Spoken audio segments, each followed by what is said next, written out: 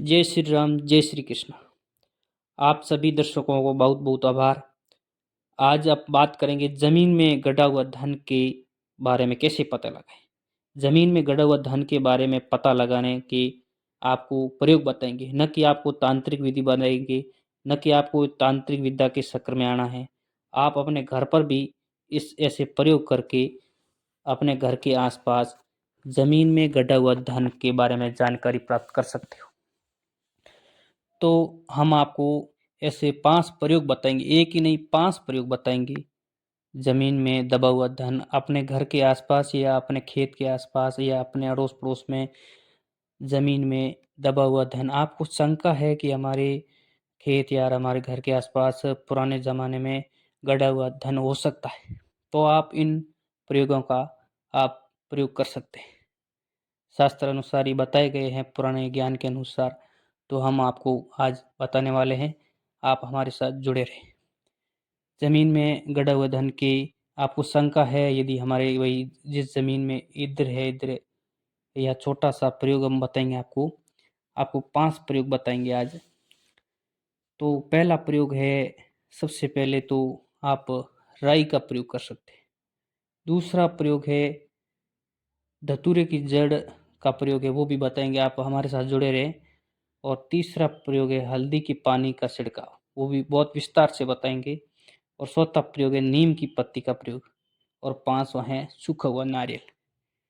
सभी सभी के बारे में बताएँगे, पूरा विस्तार से बताएँगे। इनमें से पाँचों में से आप कोई भी प्रयोग कर सकते हैं। तो सबसे पहले अपन बात करेंगे राई के राई के बारे में। तो आप सबसे पहले जिस ज़मीन पर आपको शंका है कि इस ज़मीन पर दबा हुआ धन हो सकता है, तो उस ज़मीन को साफ कर लें। पूरी ज़मीन ऊपर से साफ करके और ज़मीन को पवित्र करने के लिए गंगा जल गोमूत्र का छिड़काव करें। छिड़काव कर उस ज़मीन पवित्र हो जाएगी। इसके बाद आप 10 से 15 मीटर जिस ज़मीन को आप वो 10 से 15 मीटर सफ़ेद कपड़े से उस ज़मीन को ढक लेना है।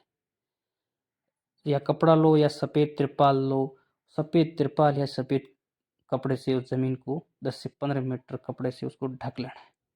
ढकने के बाद में आपको आपको एक तांबे के बर्तन में राई लेना है। तांबे के बर्तन में राई लेकर उसमें थोड़ा-सा गंगा जल डाल के आप उन तिरपाल या कपड़े के ऊपर वो राई छिड़क दें।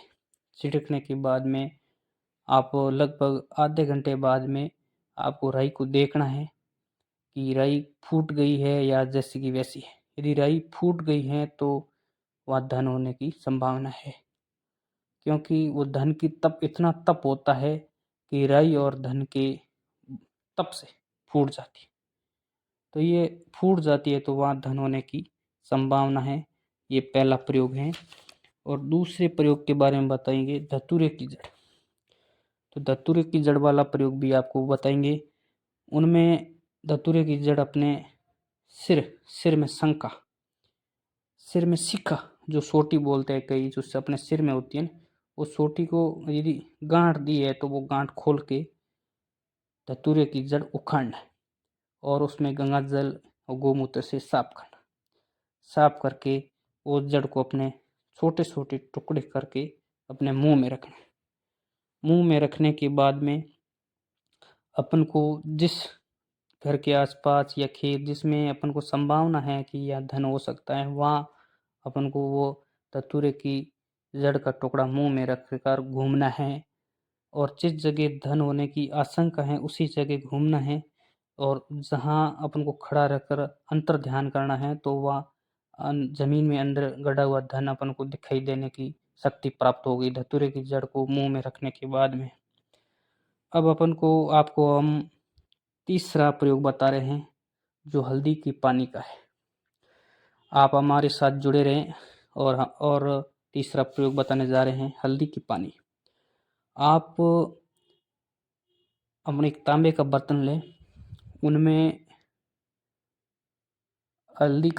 हल्दी घोलें और उसका हल्दी का पानी तैयार करें, लगभग 1 लीटर पानी के अंदर।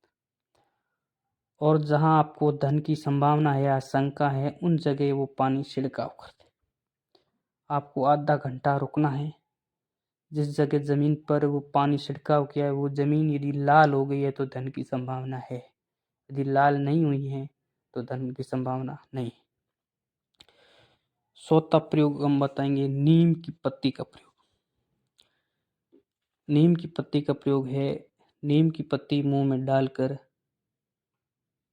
आपको शंका है कि जिस स्थान पर धन हो सकता है या अपन को किसी बुजुर्ग ने बताया है कि यहाँ धन होने की संभावना है, तो वहाँ जाकर अपन नीम की पत्ती मुंह में डालकर आप अपने संभावना या बुजुर्ग के बताया है किसी ने भी यहाँ धन हो सकता है तो वहाँ घूमना है।